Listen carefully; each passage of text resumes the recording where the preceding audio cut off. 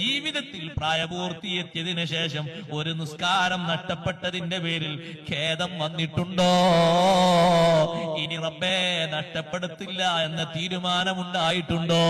ഇപ്പോഴും അത് പ്രശ്നമാക്കാതെയാണോ മുന്നോട്ട് പോകുന്നത്? എങ്ങനെ പറയും ഞാനൊരു മുസ്ലിമാണ്?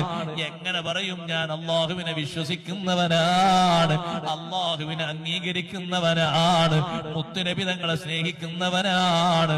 പറയാനൊക്കുമോ? മനസ്സ് സമ്മതിക്കുമോ? ദാവൂദ് നബി അലൈഹി സ്വലാമിനെ കാണാൻ വേണ്ടി അസ്രായിൽ വന്നപ്പോ ഈ സിറ്റിന് വന്നതാണ്, റൂഹ് പിടിക്കാനല്ല.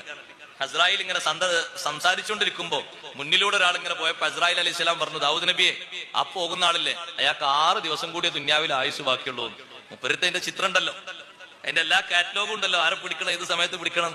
അസ്രായിൽ പറഞ്ഞു ആ പോണ ആൾക്ക് 6 ദിവസം കൂടിയ ദുന്യാവിലുള്ളൂ.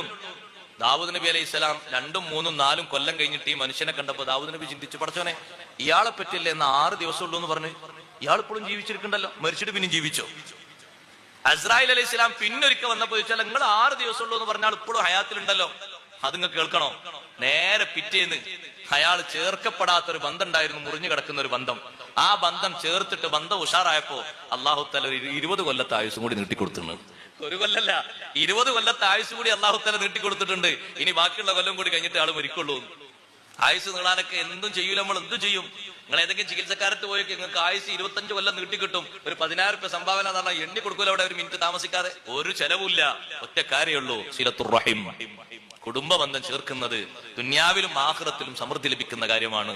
അർശിന്റെ തണൽ കൊള്ളുന്ന 77 വിഭാഗങ്ങളിൽ എണ്ണപ്പെട്ടൊരു വിഭാഗമാണ് വാസിലുർ റഹീം. കുടുംബ ബന്ധം ചേർത്ത ആൾക്ക് അർശിന്റെ തണലുണ്ടെന്ന് സയ്യിദുനാ റസൂലുള്ളാഹി സ്വല്ലല്ലാഹു അലൈഹി വസല്ലം. ഹദീസുകളും മറന്നു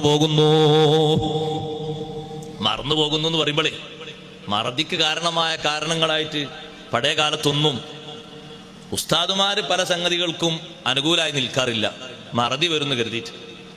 പക്ഷെ ഇന്ന് നമ്മളും ആ വിഷയത്തിൽ പ്രശ്നമാക്കാതെ നിൽക്കുമ്പോൾ പിന്നെ അത് ഇനി ഏറ്റെടുക്കാൻ പിന്നെ ആൾക്കാരും ഇല്ലാതായി വരും. ഉദാഹരണമായി പറഞ്ഞാൽ, ആരും വിഷമൊന്നും കരുതരുത്, കരുതിയാലും വിഷമമൊന്നുമില്ല.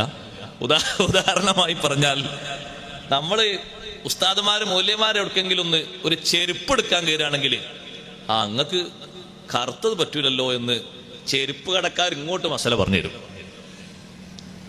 എന്താ അങ്ങനെ മസല പറഞ്ഞുതരാൻ കാരണം?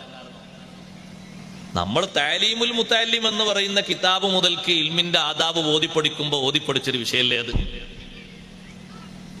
നിറമിൽ കറുത്ത ചെരുപ്പ് നീ ധരിക്കല്ല, അതിനാലനിസിയാൻ വന്നിടും മറക്കല്ല. കറുത്ത ചെരുപ്പ്. ഇപ്പൊ നമ്മളും അങ്ങനെ കറുത്ത ചെരുപ്പ് ധരിക്കുമ്പോ പിന്നെ ആ മസാല ഇല്ലാതായി പോവുകയാണ്. മറ്റേത് ചെരുപ്പ് കടക്കാർക്ക് വരെ ആ ഒരു സംഗതി ശരിക്കും ഓർമ്മ കിട്ടിയിരുന്നു. നോക്കുങ്ങള് അല്ലെ, അവര് വരെ പറഞ്ഞു.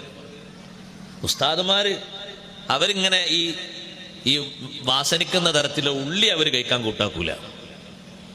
പക്ഷെ ഇപ്പൊ നമ്മക്കാണ് കൂടുതൽ ഉള്ളിക്ക് താല്പര്യം തോന്നുന്നുണ്ടല്ലേ. ഉള്ളി, വേവിക്കാത്ത ഉള്ളി, അത് ഓർമ്മശക്തിക്ക് കുറവ് വരുത്തുന്ന ഒരു സംഗതിയാണ്. ഇമാം സുയൂത്തി റഹ്മത്തുള്ളാഹി അലൈഹി അവിടുത്തെ